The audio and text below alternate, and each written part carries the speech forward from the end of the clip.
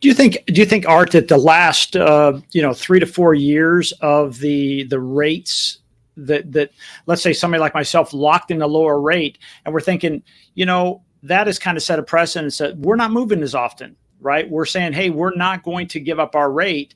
So maybe there's this false sense of we're staying in our homes longer. Is there any evidence to prove that?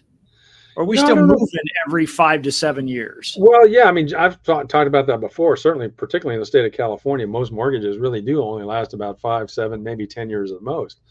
I think we have been in a different environment for the last couple of years, unusual compared to historical, numbers and context, because we had a 100-year pandemic. The federal government pumped massive amounts of money into the economy, drove real interest rates practically to zero, certainly in the twos and threes. And so we have an unusual environment now compared to past cycles where so many people are locked into their homes because they have such low rates.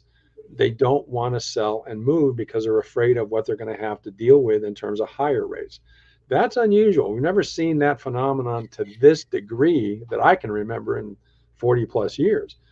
So as a consequence, maybe there's something, maybe that's entering into his thinking about, you should refi and pay points and get the rate really low, and you're going to stay in your home another X amount of years.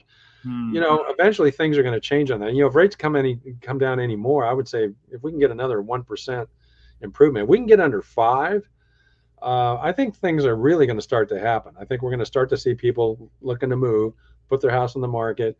And of course, again, folks, for those of you who think that that's going to, bring home prices down, I don't think it will. It's going to drive them up. But if we can get another 1% in rates and get under 5 into the 4s, then I think people are going to start, moving and shaking, and you're going to see more homes on the market. People are going to start moving more often. And then again, this strategy, if you did this before that occurs, if it occurs, then paying those extra points may have been possibly wasted money.